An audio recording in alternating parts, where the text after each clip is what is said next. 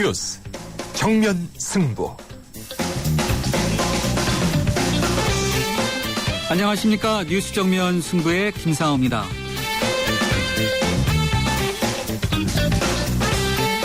혹시 카드 재발급 받으셨는지요? 저는 아직 재발급 신청을 못했습니다. 대기 인원이 어마어마하게 많아서 그런데요. 카드 때문에 열받는 분들 많죠? 그래서 혹시 퇴근길 스트레스 해소 겸 치킨에 맥주, 이른바 치맥, 이것을 한잔할까라고 생각하시는 분들, 망설이는 분들이 있을 것 같습니다. 그런데 고병원성 인플루엔자 AI가 전국적으로 확산되는 분위기입니다. 살처분 대상도 늘어났고 방역 체계에 구멍이 뚫린 것이 아니냐, 이런 비판이 나오고 있는데요. 이렇게 뒤숭숭한 가운데 정치권은 6.4 지방선거 행보로 매우 바쁘게 움직이고 있습니다. 이렇게 정치 이슈와 큰 사건들에 묻혀서 잊혀지는 일들이 꽤 많죠. 어제 용산 참사 이후에 강제 퇴거 금지법도 그렇고요. 계속해서 발생하고 있는 아동학대 사건도 역시 마찬가지입니다. 관련된 양형 기준이 강화됐다고 하는데요. 과연 우리의 미래인 아이들, 이것으로 충분히 보호받을 수 있는지, 부모들은 안심해도 되는 것인지, 잠시 후 아동학대 피해자 전문가의 의견을 들어보도록 하겠습니다. 그리고 오늘도 뉴스 정면 승부 Yes or No로 이렇게 시작하겠습니다. 최근 닭고기와 오리고기 판매율이 크게 떨어지고 있다고 합니다. 정부에서는 고병원성 AI에 감염된 닭이나 오리여도 익혀 먹으면 괜찮다라고 이렇게 설명하고 있는데요. 그래서 뉴스 정면 승부가 청취자 여러분과 함께하는 Yes or No 질문은 바로 이것입니다. 닭고기, 오리고기 안심하고 드시겠습니까?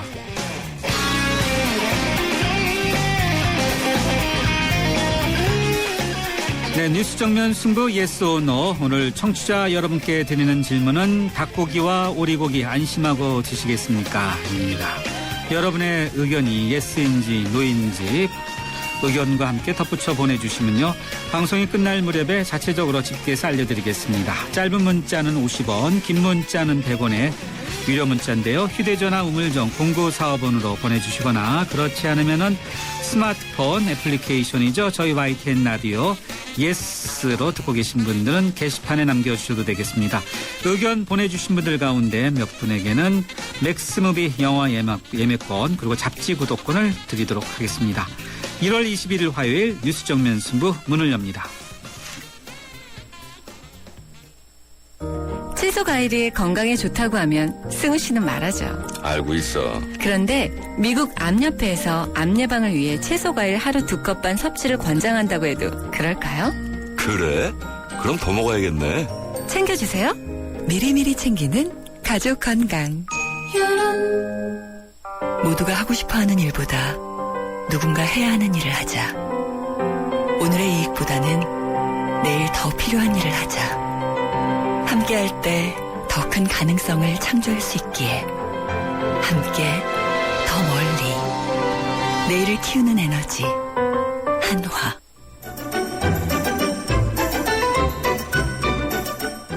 친절한 수현 씨의 까칠한 뉴스. 네, 뉴스 정면 승부 1라운드 친절한 숙현 씨의 까칠한 뉴스로 시작하겠습니다. 이숙현 시사 칼럼니스트 나오셨습니다. 안녕하세요. 네, 안녕하세요. 네, 오늘 이 소식으로 시작해야 되겠네요. 조류 인플루엔자 AI로 이렇게 이야기하지 않습니까? 감염 신고가 전부 고창, 부안이 아닌, 그러니까 방역 구역이 아닌 전북 정읍에서도 또 발생했다고요? 그렇습니다. 오늘 오전에 들어온 소식인데요. 전북에 있는 정읍 고부면의 한 놀이농장에서 AI 감염 의심 신고가 들어왔습니다. 지금까지 AI가 발병했던 고창이나 부안은요, 야생 가창오리떼의 월동지인 독림저수지의 서쪽 지역을 말했는데요. 오늘 신고가 들어온 곳은 북동쪽을 의미합니다. 방역 당국은 AI 바이러스의 원인으로 지목된 가창오리떼가 활동 반경 전 지역을 통해서 바이러스를 확산시킨 것으로 그렇게 보고 있습니다. 제주 지역에서도 폐사된 그 오리떼가 발견돼가지고요. 일부 올레 코스를 차단했다고 합니다. 지금 보시면 고창과 부안, 정읍에서 그 사육 중인 가금류만 12월 기준으로 1,500마리에 달한다고 합니다.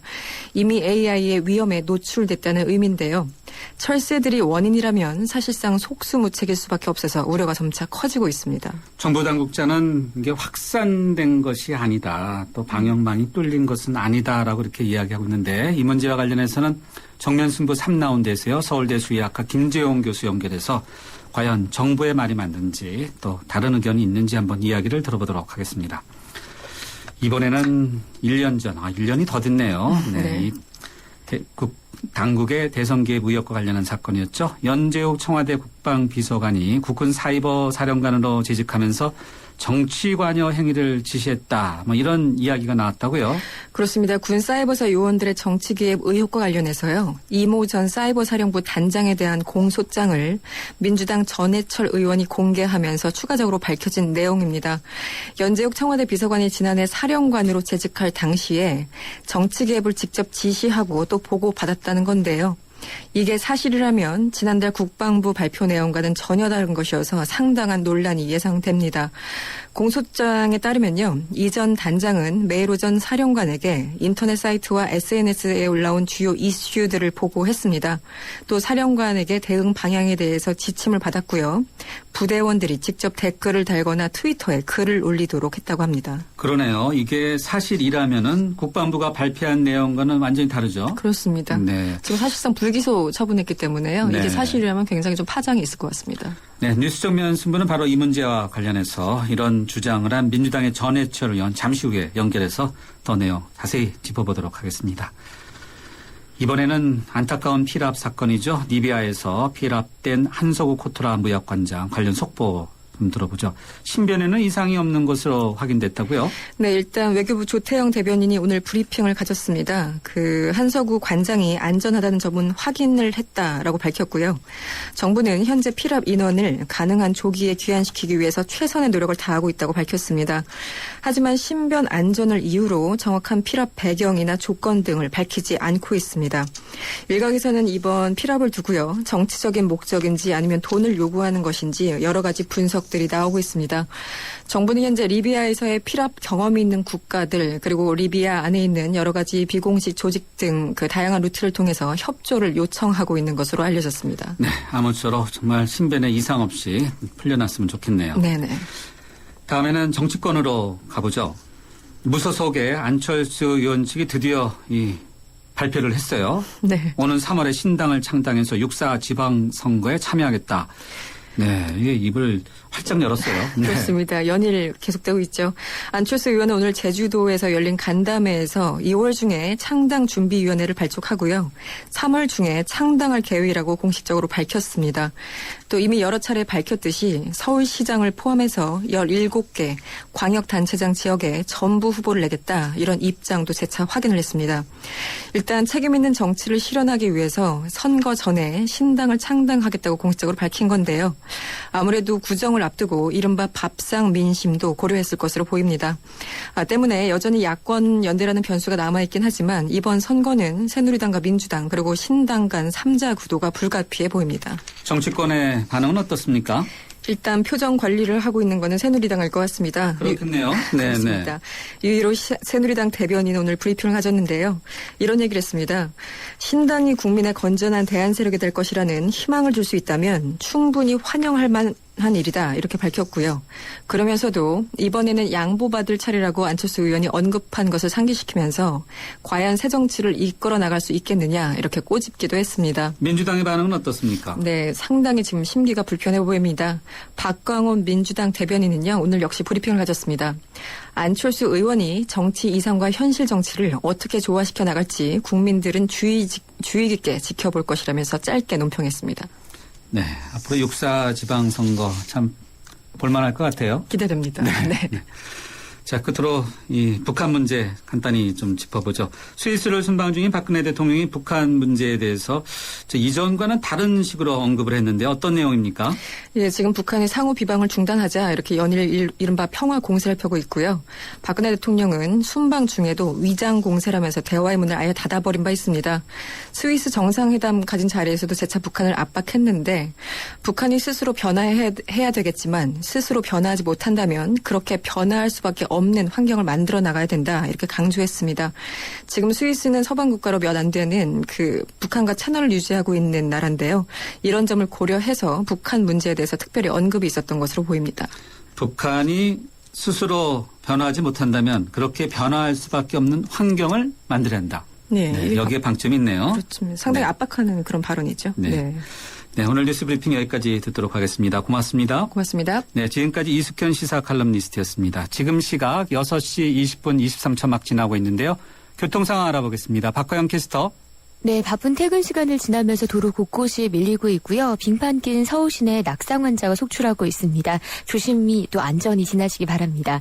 종로는 5가에서 신설동까지 다시 3가에서 1가 쪽으로 각각 밀리고요. 분당 내곡 간 도시고속화도로 서울 쪽으로 내곡에서 개포까지, 분당 수서 간 도시고속화도로도 수서에서 복정까지, 반대는 복정에서 대치 지하차도까지 구간 속도가 내려갑니다. 주변 3번 국도도 이천 가는 길 복정역 부근이나 여수사거리에서 곤지암 부근으로 답답한 움직임을 보이고 있습니다. 뉴스 정면 승부 교통정보였습니다. 대한민국의 하루, 여러분의 하루를 정리해드립니다. YTN 뉴스 FM 뉴스 정면 승부. 네, 뉴스 정면 승부 1라운드 첫 번째 정면 인터뷰 함께 하시겠습니다. 지난 연말 국군 사이버 사령부 대선 개입 의혹과 관련해서 중간 수사 결과가 발표됐었는데요. 결론은 윗선의 지시나 조직적인 선거 개입은 없었다는 것이었습니다. 그런데 이와는 다른 사실, 윗선의 개입이 있었다는 정황이 드러났다고 하는데요. 이 같은 내용을 주장한 민주당의 전해철 의원 전화로 연결해서 관련된 이야기 들어보도록 하겠습니다. 전 의원님 안녕하세요. 예, 안녕하십니까. 네, 사이버 사령부의 대선 개입 의혹과 관련해서 중간 수사 결과는 윗선의 지시는 없었다. 빗나간 과욕이 빚은 결과였다. 이렇게 잠정적인 결론이 났었는데 예. 이런 수사 결과는 상반된 내용의 주장을 하셨는데 어떤 내용입니까? 예, 말씀하신 바와 같이 중간 수사 발표할 때는요. 네. 이제 입건되고 기소되는 단장이, 심리단장이 빗나간 과욕이다. 네. 마치 이제 개인적인 일탈행위에 기해서 이런 불법행위를 한 것처럼 되어 있습니다. 예. 그런데 이제 실제로 이 네. 단장의 공소장을 보면은 본인이 개인적으로 한 것이 아니고 예. 당시 사령관, 그러니까 사이버 사령관에게 주요한 내용을 보고를 하고, 그리고 그 사령관의 결심, 그러니까 지시죠. 그걸 받고 행동을 했다, 행위를 했다. 네. 이렇게 구체적으로 나와 있습니다. 그래서 이 지시에 따라 가지고 이 단장은 현안별로 3, 4개씩 대응 지침을 요원들에게 전파하면 요원들이 직접 이 문구를 만들어서 카페나 이렇게 블로그에 활용을 했다. 이렇게 구체적으로 나와 있어서 네. 이 단장 지금 그 당시 중간수사 발표에서 이야기했던 다만 빗나간 과욕에 불과하다는 단장 혼자 한 것은 아니라는 것이 네. 공소장에도 분명히 나와 있습니다. 그 공소장이라는 것이 군 검찰을 말합니까? 그렇습니다. 군 네. 검찰에서 그 이모 단장, 그 네. 심리전 단장을 기소했을 때 그 기소장에 나와 있다는 거죠. 네. 의원님께서 그걸 입수해서 보니까 이렇게 확인됐다는 거네요. 그렇습니다. 네. 예. 자, 그러면 현재 연재욱 청와대 국방비서관이 국군 사이버 사령관으로 재직할 당시에 정치 관여 행위를 지시했다는 주장이 공소장 내용 그대로라면은 국방부 조사본부에서도 이 내용을 사전에 또 알고 있었던 것이 아닐까요? 그렇습니다. 그래서 실제로 그 연재욱 전 사령관을 조사도 한 것으로 알고 있거든요. 다만 참고인으로 한 차례 조사를 하다 보니까 예. 당시 이제 중간 수사 결과 발표에 나와 있는 것처럼 네. 좀 간과했다. 일부 정치 관련 내용이 간과되었다라고 이야기를, 그러니까 변명을 한 거에 대해서 그대로 중간 수사 발표를 했는데 예. 그것은 이제 수사 내지 조사가 충분하지 않았다. 그러니까 참고인으로 한번 조사해서 개인의 변명만을 들어준 것이 아니냐라고 이제 생각을 하고 있습니다. 연재욱 국방비서관을 이제 참고인으로 조사했다는 내용, 좀 활동 내용을 구체적으로 설명해 주시면 어떤 것이 있었습니까? 그러니까 연재욱 전 그 사령관이 이제 재직했던 기간이 2011년 11월부터 네. 2012년 10월까지 사이버 사령관으로 재직을 했었거든요. 예. 그런데 이 재직 즈음해서 네. 실제로 이제 트위터 글만 하더라도 네. 2,800여 건 이상, 그리고 블로그 글도 183건 이상의 어떤 정치 관여 행위의 글들이 나와 있거든요. 구체적인 내용을 봐도 근데 북한이 더 믿음 간다는 누구, 정부 빨갱이 이런 식으로 네. 정치에 관여돼 있고 또 선거에 개입하려고 이렇게 인터넷상에 글을 올렸던 것들이 이제 나와 있습니다. 이런 여러 가지 그 사이버상의 행위들이 네. 적어도 보고하고 결심받고 지시받고 하지 않았느냐라고 생각을 하고요. 네. 또 하나는 이제 저희들이 이제 국정감사에서도 문제를 제기했습니다마는 네. 이 연재욱 전 사령관이 근무하던 시기에 네. 이 사이버 사령부가 확대 개편이 됐습니다. 네. 그러면 이 개편의 과연 의도나 목적이 무엇이었냐 라는 부분에 대해서 저희들은 이제 상당한 의심을 하고 있고요. 예. 또한 저희들은 이제 우연이라고 생각을 하지 않습니다만은 이미 이제 지금 현재 재판 중인 그 원서은 전 국정원장이 재직 중에 그 국정원 역시 네. 심리전단이 확대됐었는데 예. 이 확대된 시기와 좀 맞물려 있다. 라는 사실 등을 좀 종합하면 조직적으로 좀 의도 있게 이와 같이 조직적 개편도 이루어지지 않았나라고 이제 생각을 하는 거고 그런 의미에서 저희들이 이 공소장을 보기 전에도 네.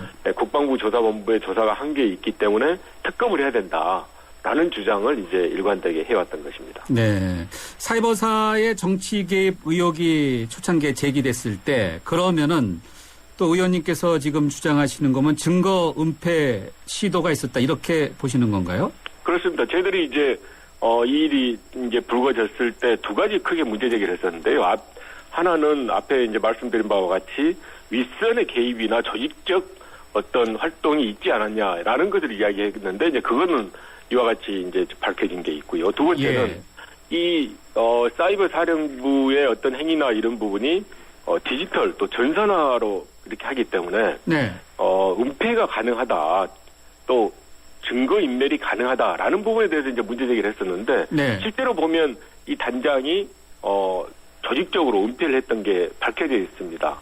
예를 들면 그 초기 그 하드디스크에 저장된 자료를 삭제하기 위해서 초기화를 했다든지 네. 그 외에 심리전단 요원들 노트북 전체 60대를 모두 예. 초기화할 것을 지시하고 심지어는 그 인터넷 IP 주소를 변경해라. 네. 라고 이제까지 했다는 것이 이 공소장에 나와 있거든요. 네. 그걸 봤을 때 증거 인멸이나 또 증거 은폐를 했던 구체적인 것도 구체적인 사실관계도 어느 정도 밝히지 않았느냐. 네. 라고 생각할 수 있습니다. 현재 국방부 조사본부에서 중간 수사 결과 이후에 수사가 계속해서 진행 중이지 않습니까?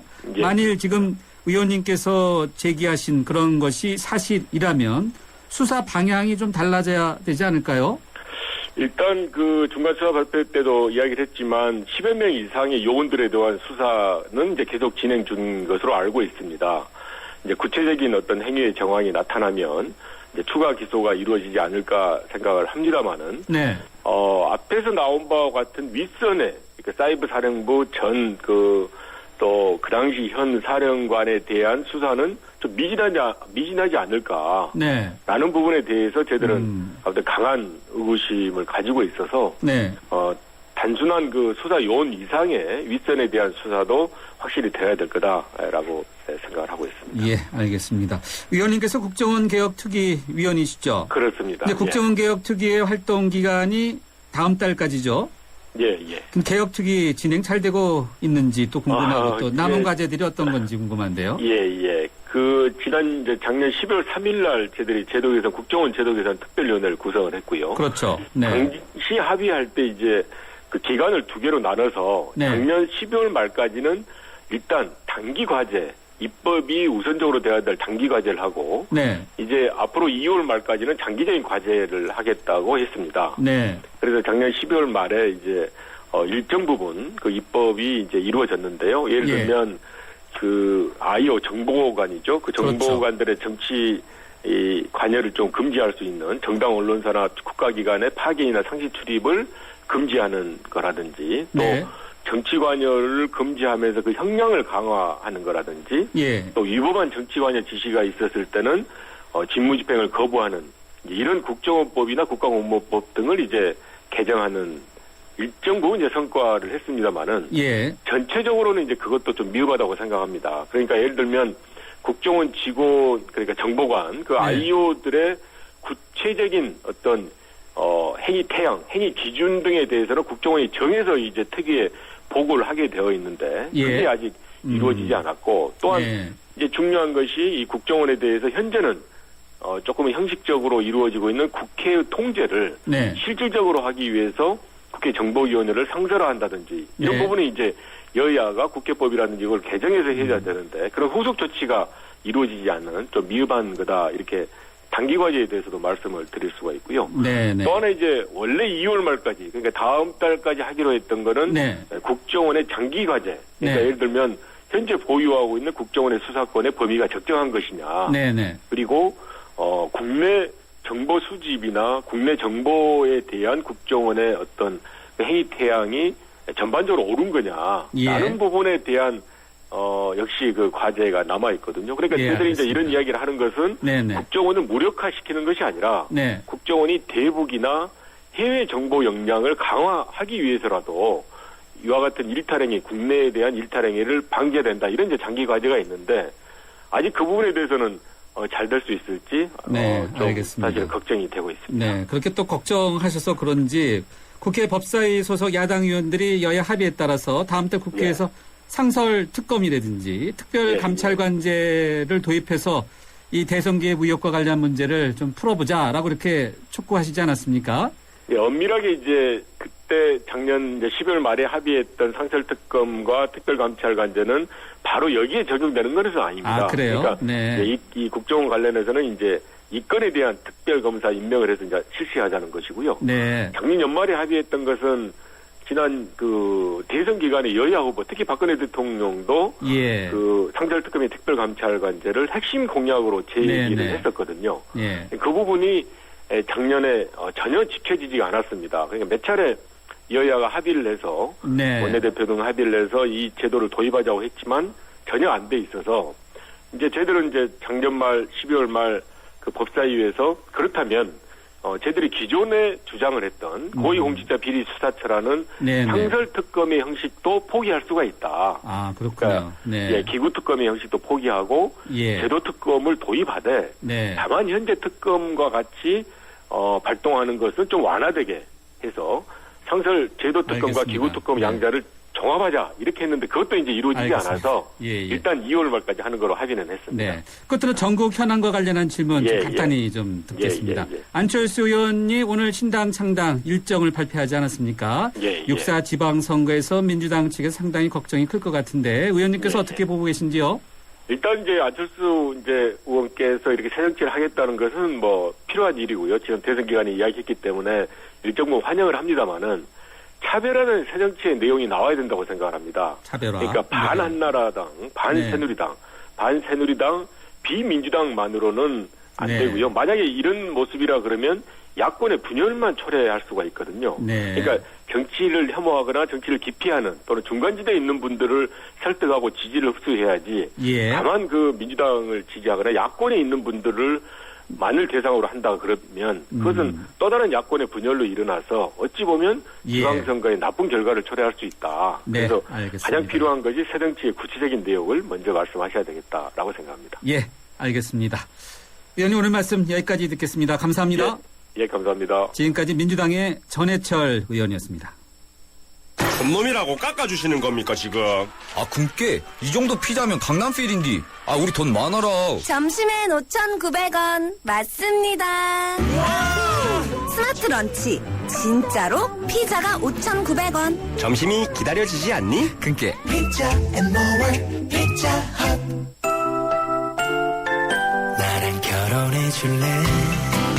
내 속까지 풀 스테인리스로 건강하고 깨끗하게 지켜주고 아껴주고 싶으니까 쿠쿠 풀 스테인리스 2.0 에코. 매일 너와 쿠쿠하고 싶어. 쿠쿠. 오늘 뉴스 정면 승부가 여러분과 함께하는 yes or no 질문은 닭고기와 오리고기 안심하고 드시겠습니까? 인데요. 6451님의 의견은 이렇습니다. 예스, 익혀 먹으면 괜찮아요. 몸에 좋은 오리고기 많이 먹자고요. 라고 주셨고 0587님은 노입니다. 과연 안전하다고만 말하는 정부 관계자들도 다 먹을까요? 라는 의견 주셨네요. 휴대전화 우물정 0945번 여러분의 의견 기다리고 있습니다. 뉴스 정면 승부 1라운드 여기서 마무리하고요. 2라운드에서 뵙죠. 2014 YTN 연중기획 함께하는 미래 창조 대한민국 김소영 한의학 박사입니다. 대한민국의 미래 당연히 건강이겠죠? 요즘 보면은 학생은 학생들대로 또 주부는 주부대로 각자의 스트레스를 너무나도 안고 가는 사회가 돼버리지 않았나 이런 생각을 해봅니다. 모든 게 다 빨리빨리 이런 생활 습관에서 비롯된 게 아닌가 싶어요. 그래서 빨리빨리 생활 습관을 버려버리고 차근차근 생활 습관을 만들어 나간다면 그것이야말로 건강해질 수 있는 비결이고 미래의 건강한 대한민국을 여는 초석이 되지 않을까요? 2014 YTN 연중기획 함께하는 미래 창조 대한민국 YTN 라디오가 함께합니다. 살아있는 뉴스 깨어있는 방송 한국의 뉴스 채널 YTN 뉴스 FM. 네, 뉴스 정면 승부 2라운드 문을 열죠. 2라운드에서는요. 아동학대 범죄에 대한 새로운 처벌 기준이 마련됐는데 이와 관련해서 집중적으로 알아보도록 하겠습니다. 잠시 뒤에 뵙겠습니다. 도전해보고 싶은 유럽 탑10 개표 결과입니다. 프라하 스카이다이빙, 알프스 캠핑 등 쟁쟁한 경쟁자를 누르고 1위는 의외인데요. 내가 사랑한 유럽 탑10 투표 결과는 travel.koreanair.com에서 대한항공 유럽 11개 도시 최다 노선 운항 Excellence in Flight Korean Air. 안녕하세요. 한우 지킴이 이승기입니다. 그냥 소고기랑 한우 겉모습만으로 구분하긴 어려우시죠? 구입하는 한우의 라벨을 확인하세요. 등급과 혈통, 품종의 이름까지 한눈에 볼 수 있으니까 믿을 수 있습니다. 한우 자조금. 소치의 감동부터 브라질의 열기까지 LGTV로 바꾸시면 더욱 생생해집니다. 울트라 HD TV, 올레드 TV, LED TV 구입 시 최대 200만 원 캐시백 혜택을 드립니다. 2월 23일까지 행사 제품이 하나면 홈페이지를 참조해주세요. 전자제품 쇼핑은 베스트샵에서. 베스트샵. 뉴스 정면 승부 2라운드 두 번째 정면 인터뷰 함께 하시겠습니다. 의붓딸에게 소금밥을 먹여서 소금 중독으로 숨지게 한 계모 사건 기억하시죠? 계모는 1심과 2심에서 모두 징역 10년을 선고받았는데요. 당시 전국적으로 더 높은 처벌이 내려져야 한다는 목소리가 들끓기도 했습니다. 이에 따라서 아동학대 범죄에 대한 새로운 처벌 기준이 대법원 양형위원회에서 마련됐는데요. 아동을 학대에 숨지게 하면 9년형을 권고하도록 하고 또 다른 가혹행위까지 인정되면 무기징역까지 가능해진다고 합니다. 아동학대 피해자의 부모와 조두순 사건에서 나영희 변호를 맡았던 변호사를 차례로 연결해서 이번 내용 평가해보고 보완할 점은 무엇인지 짚어보도록 하겠습니다. 먼저 지난 2007년 어린이집 원장 부부에게 폭행당해 숨졌던 성민이 아버님을 통화로 연결해 보도록 하겠습니다. 이상윤 씨 전화로 연결되어 있습니다. 아버님 안녕하세요. 네, 안녕하세요. 네, 제가 앞서 간단히 성민이 사건에 대해서 간단히 설명을 드렸는데 7년 전 사건이라서 참 죄송스럽습니다만 마음 아픈 기억이 여전하신데 당시 상황에 대해서 간단히 좀 정리해 줄 수 있겠습니까? 예. 그때 제가 5월 17일 날 네. 한 3시, 오후 3시 40분인가 제가 전화를 받았었어요. 예. 전화를 받고 이제 성민이가 경주 동국대 병원에 있다고 전화를 받고 제가 이제 택시를 타고 올라갔었어요. 네. 올라가서 영안실에 저쪽에 응급실에 있는 줄 알고 응급실에 가보니까 그쪽에는 없고 네. 저쪽에 영안실에 있다고 하더라고요. 성민이 관련 전화를 받고 병원에 갔더니 응급실이 아니라 영안실이었다. 네. 예. 그래서 그때는 제가 정신이 없어가지고 제가 네. 일단은 성민이가 맞는지 아닌지 일단 먼저 확인을 해보고 그렇겠죠. 싶었어요. 일단 네. 먼저 갔었는데 네. 그게 영안실에 정리가 있더라고요. 네. 그런데 제가 원래는 부모가 확인하기 전까지는 영안실로 안 가는 걸로 알고 있거든요. 아, 네. 그런데 그게 병원 측에서 네. 왜 그렇게 부모가 확인하기 전에 왜 그렇게 했는지 저도 뭐 이해가 안 되고요. 그래서 일단은 그쪽 그 원장 남편이 네. 자기가 성민이 아버지라고 해가지고 그렇게 말을 해가지고 그렇게 이제 갔다더라고요. 네, 원래 영안실에 가면 안 되는데 부모가 확인하기 전에는. 근데 이제 원장이 성민이 아버지라고 이야기해서 거짓말을 해서 간 것으로 이렇게 들으셨네요. 네.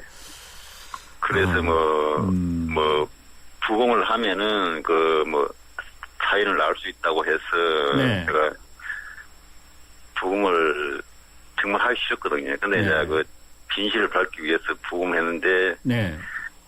영안실에서 있다 보니까 예. 그게 시안이 안 나온다. 정확하게 네. 밝힐 수가 없다고 네. 말씀하시더라고요. 부검을 했는데 사고 당시 성민이가 겨우 23달, 그렇죠? 네. 예. 그러니까 부검을 해보니까 제대로 안 나온다. 네. 예. 자, 그렇다면요. 네네. 예. 당시 그 가해자 있지 않습니까? 어떤 처벌을 받았죠?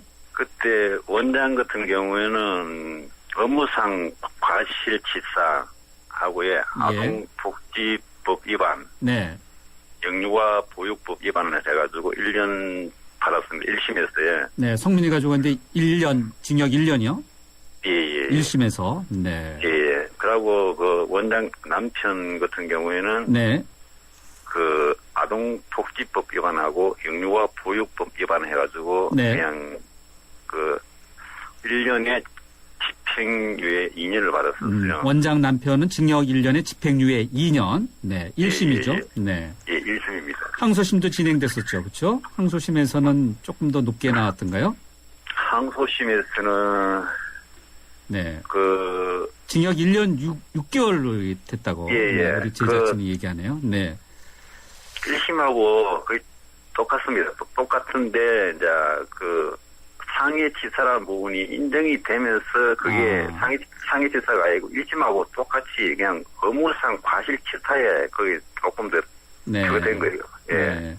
자, 아버님께서 이런 문제와 관련해서 헌법 소원을 추진 중이라고 들었는데요. 예. 지금 추진하고 있습니다. 왜 그렇습니까? 성민이에 대한 진실이 진실도 진실이지만은요. 네. 두 번 다시 이런 일이 발생하지 않기 위해서 일단 이걸 좀 더 진실을 밝히고 좀 처벌을 강화해야 된다.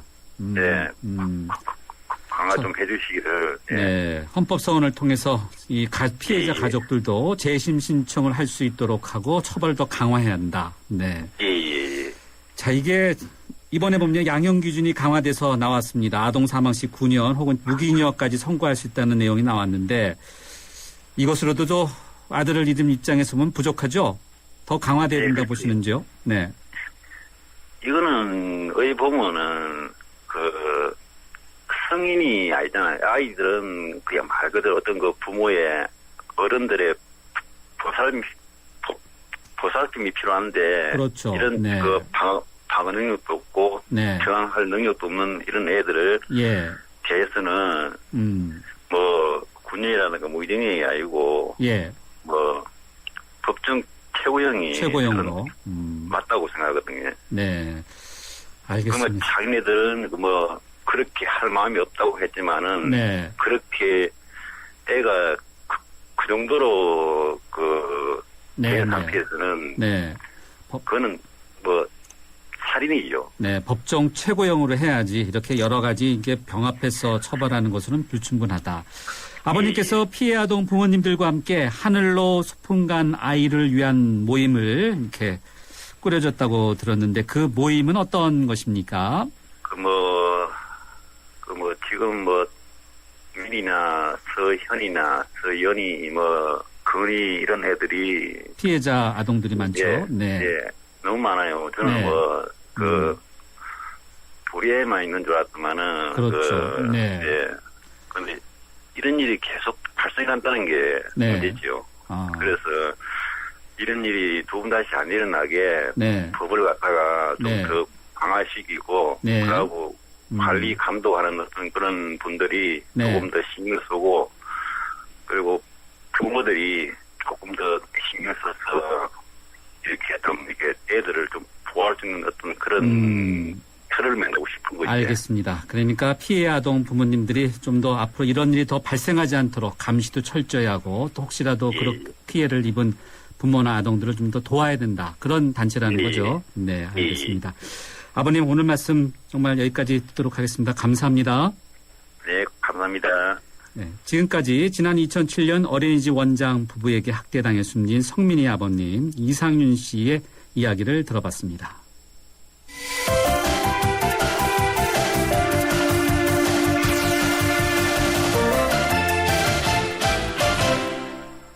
이번에는 조두순 사건 기억하시는지요? 지난해 영화로도 만들어지기도 했지 않았습니까? 피해자 나영이의 변호를 맡았던 법무법인 신세계로의 조인섭 변호사 전화로 연결해서 이번에 바뀐 내용 좀 더 자세히 알아보도록 하겠습니다. 변호사님 안녕하세요. 네, 안녕하세요. 네, 최근 사회 문제가 되고 있는 아동학대 범죄에 대해서 이번에 새로운 처벌 기준이 대법원 양형위원회에서 마련되지 않았습니까? 네, 네. 내용을 잠깐 보니까 아동을 학대에 숨지게 하면 9년형을 권고하도록 하고 네. 또 다른 가혹행위까지 인정되면은 무기징역까지 가능하다라고 이렇게 좀 파악이 되는데 이전에 비해서 많이 강화된 겁니까? 예, 기존에는 아동이 학대를 받아서 사망을 해도 3년 이상 유기징역 정도를 처했습니다.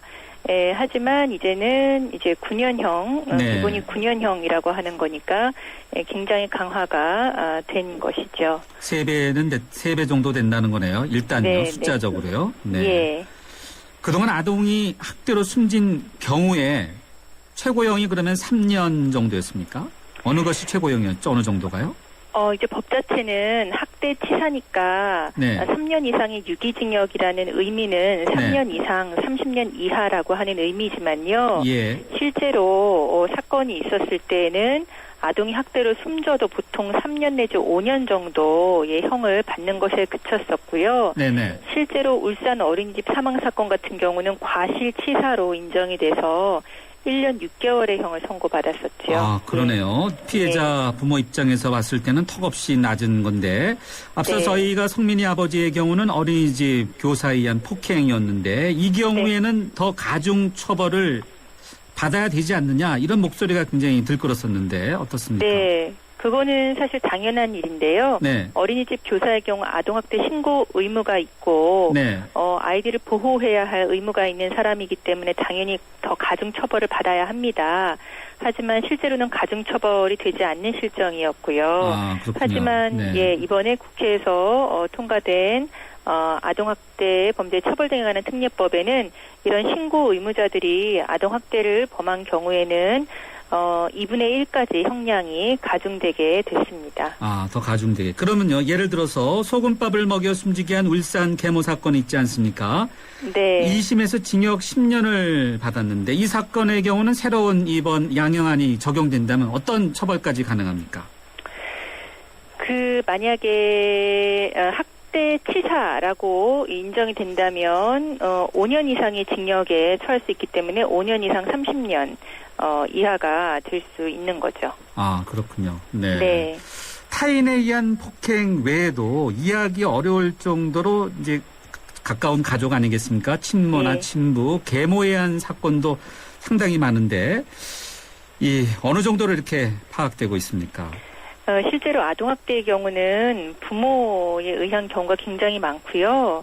비율적으로는 거의 80%가 80%? 친부 친모에 의한 경우입니다. 사실은요. 예. 네, 대단히 많네요. 네. 네. 이런 경우에는 처벌이 어느 정도 받았고 앞으로 어떻게 더 처벌을 더 심하게 받습니까? 사실 이런 경우에도 지금까지는 아동학대 자체에 대한 인식이 굉장히 미미했기 때문에 네.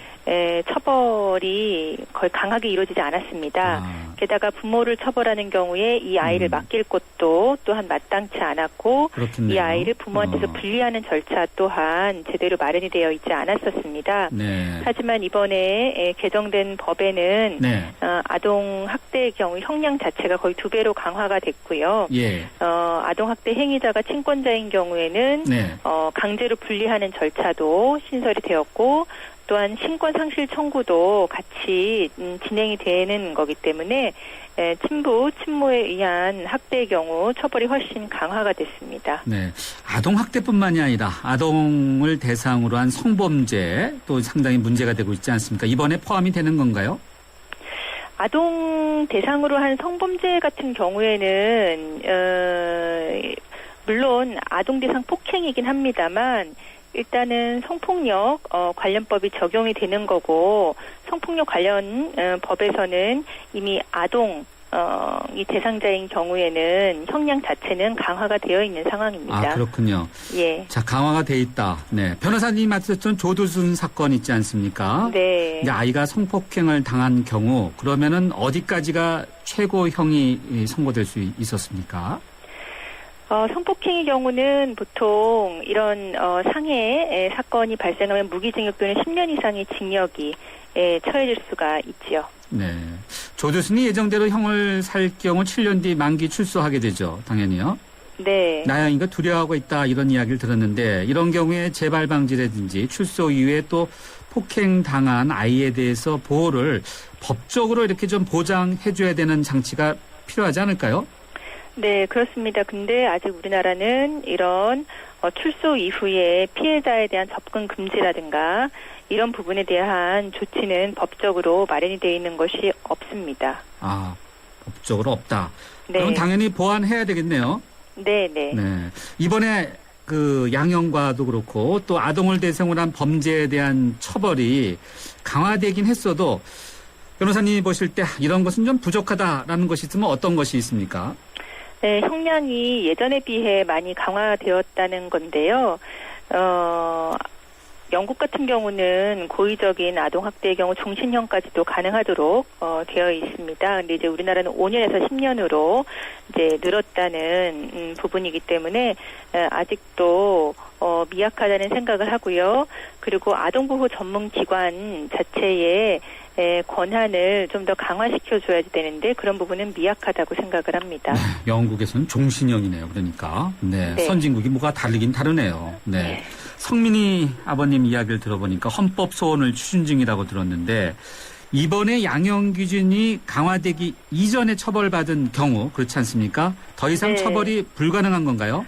예, 이미 처벌을 받은 경우는 일사부재리 원칙이라고 해서 다시 처벌을 할 수가 없습니다. 예, 그리고 네. 법이 개정이 됐다라고 하더라도 네. 소급입법은 금지되기 때문에 네. 법 시행 당시, 그러니까 범행 당시에 법이 적용이 되는 거기 때문에 개정된 법 자체도 적용이 불가능한 거죠. 아, 그렇군요. 네. 예. 성민이 아버님이 그래서 더 좀 울분을 토하시던데 네. 지난해 일어난 건의 사건 있지 않습니까? 네. 아이를 친부와 계모가 2박 3일 동안 그것도 이제 골프채로 때려서 숨지게 예. 한 것으로 드러났는데 친부와 계모가 항소했다는 소식이 들리는데 이런 경우는 확정 판결이 아니니까 개정된 법 적용이 됩니까? 이제 행위시법주의라고 해가지고요. 이 사건이 일어났을 때에 법이 적용이 됩니다. 네, 그렇기 때문에 이 법이 적용되기는 어렵고요. 아, 다만 이런 사회적인 분위기가 양형에서 반영이 네. 될 수는 있겠죠. 사회적인 분위기에서 양형이 좀 반영될 수 있다. 네. 네. 아동학대 관련 사건을 맡고 계시지 않습니까? 이제 변호사님께서 이제 피해자들을 많이 만나실 텐데 참 여러 가지 마음도 아플 텐데 국가 차원에서 좀 더 어떤 대책이 마련돼야 한다고 보시는지요? 일단은 이 피해 아동들을 부모한테서 일시적으로 분리를 시키거나 하는 경우에 아이들이 제대로 있을 수 있는 공간이라든가 이런 부분도 부족하기 때문에 일단 그런 부분에 대한 대책도 마련이 돼야지 되고요. 예. 그리고 지금까지는 아동학대 자체에 대한 인식 자체가 별로 미미했기 때문에 그렇죠. 아동학대가 발생한 경우에 그걸 신고를 한다던가 네. 아니면은 다른 사람이 알게 된 경우에도 신고를 한다던가 이런 거가 굉장히 적었습니다. 거의 거의 없었죠. 그래서 네. 아동 학대 자체에 대한 인식이 좀 더 이루어져서 아동 학대를 하면 당연히 처벌받는다라고 네. 하는 분위기가 형성이 돼야 될 것 같습니다. 정부 차원에서도 아동학대의 문제점 이런 인식을 제고하는 노력이 더 필요하다라고 봐야 되겠네요. 네. 네. 변호사님 오늘 말씀 감사합니다. 네. 지금까지 법무법인 신세계로의 조인섭 변호사였습니다.